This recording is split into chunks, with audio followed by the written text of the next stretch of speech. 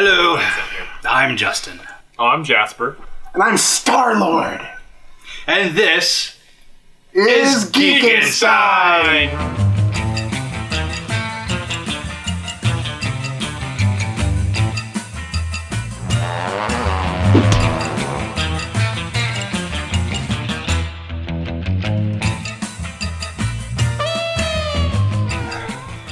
Take it up, big boy. Ooh, he's hot. Yeah, It's getting hot in here. This is not that kind of podcast What's normally. going on here? Dude, I wore this out to that convention. Oh, that's right. At Pack Rat. Oh, yeah. I wore this, I dressed up as Starlord, which, You were kind of the biggest hit there. oh man, people loved me. People loved me. Pack Rat, what was that for? That was a free comic Free book comic book day, not a convention, at Pack Rat Comics. day. Right, not a convention, free comic book day. Who do the best free comic book day in It's- all of Columbus, Ohio. It's almost a convention. I don't cosplay a lot, You don't. You Yeah. don't. but I was convinced. But when you do, But when I do, I use most of the things Justin makes me. Yeah, so free comic book day at Pack Rat is awesome.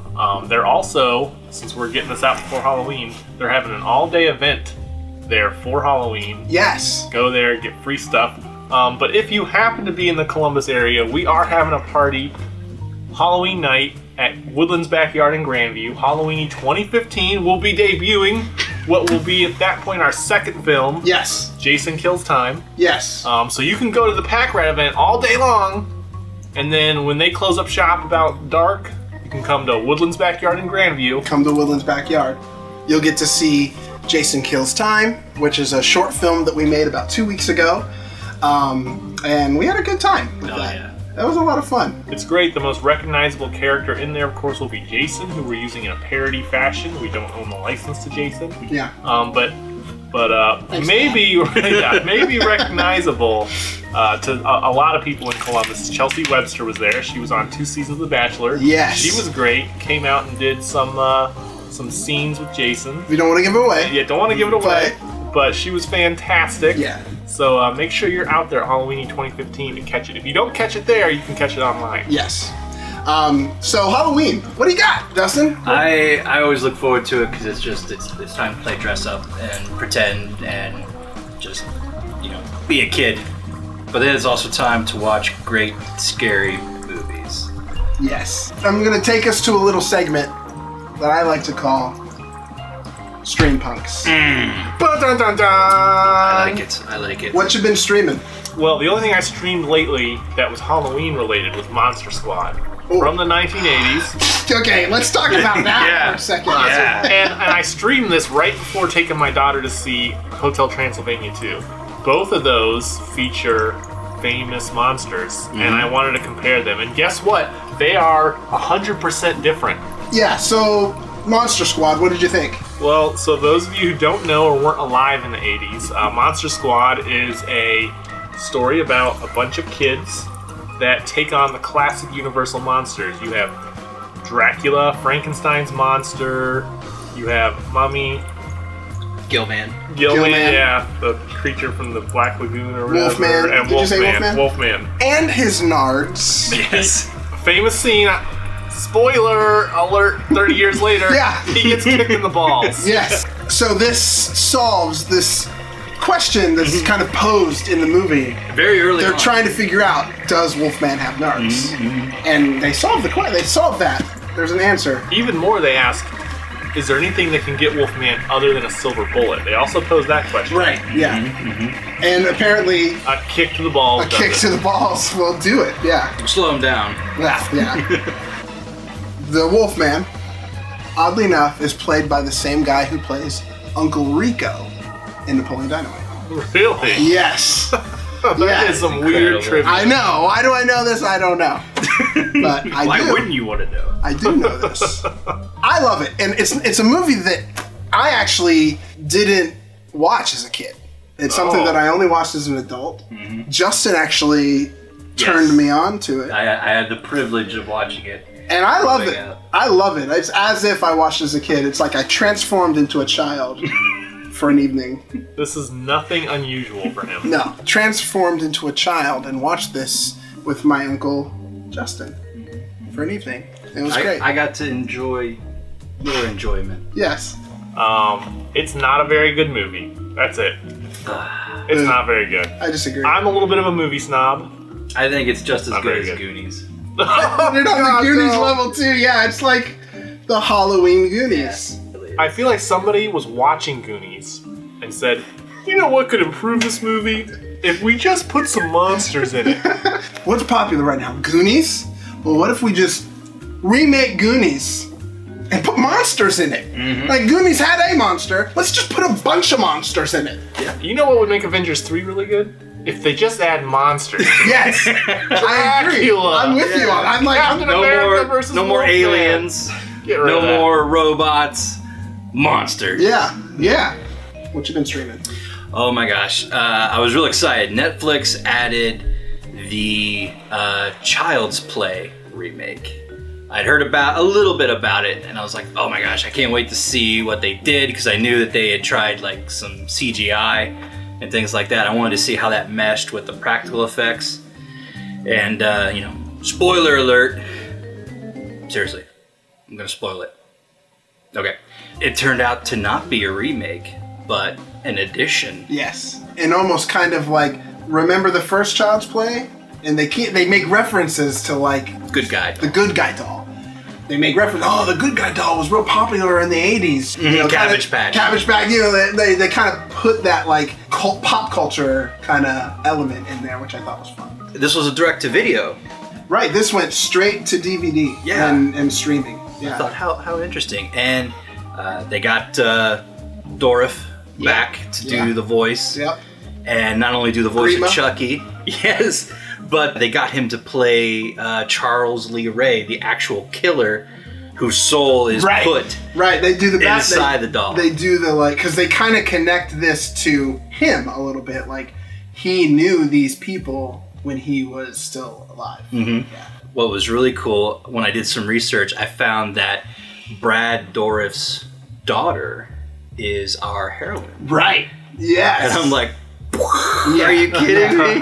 And she's, oddly enough, she's in a wheelchair, Yeah. which I thought was an interesting. Wait, something. in a horror movie, if you have a character in a wheelchair, how do they trip when running away? It's a lot. It's a an lot essential more part. chaotic because they trip, but they're in a wheelchair, so they just spill out. And if memory serves, that happens to be one that is on your top Netflix Halloween list. Yes. So the top 25 Halloween movies on Netflix. It just goes through whatever's on Netflix right now. We kind of went through and using Rotten Tomatoes, ordered them, and so that's in there. Some of the ones that I watched recently, because most of them I had seen. A few of them I hadn't actually seen. I watched a movie called Reanimator, which was really good. Okay. I totally check out the article. I think there's some good. Did Monster Squad make it? Monster Squad made it, of course. Yeah. What Of was course. its Rotten Tomatoes score? Do you remember? It's low. I don't remember for sure. It's not super high. It's not super low. I think it's somewhere in like the 40s. It's up there with Goonies, except people Except don't nobody think else so. agrees that. Just these guys. We wrote the article. I did put in, and it's pretty high because it actually has a pretty high Rotten Tomatoes score. Sleepy Hollow, Ah, yes. and it just came to Netflix Yeah. not that long ago. Not too long ago, that was one that was already on your list. I love that From the movie. get-go. It's Tim Burton, and I'm not a big Tim Burton fan, I would say. I mean, I like some of his movies. I like his older stuff. I actually think he's had quite a few missteps since Sleepy decade Hollow. ago? Yeah. I would say that maybe Sleepy Hollow is one of his last really, really good films. I do. It's a good Halloween movie. It is. And I hadn't seen it until maybe a couple years ago. The guy that played Darth Maul, Ray Park, I believe, Yep. he dons the Headless Horseman, and you can kind of see some of his lightsabering things come into play Yeah, when oh, he's yeah. double axing. He's got the axes. Did you like Sleepy Hollow? I did like Sleepy Hollow. I like Ray Park more than Sleepy Hollow, but that guy can cut some stuff up. And then he appears again as Toad in X-Men 1. Yes. And they totally waste him because he has no swords in that. No. He doesn't do any fighting. He's he has terrible. a tongue, a CGI tongue. There's a special place in my heart for X-Men. Love the first X-Men 1. I love X-Men 1.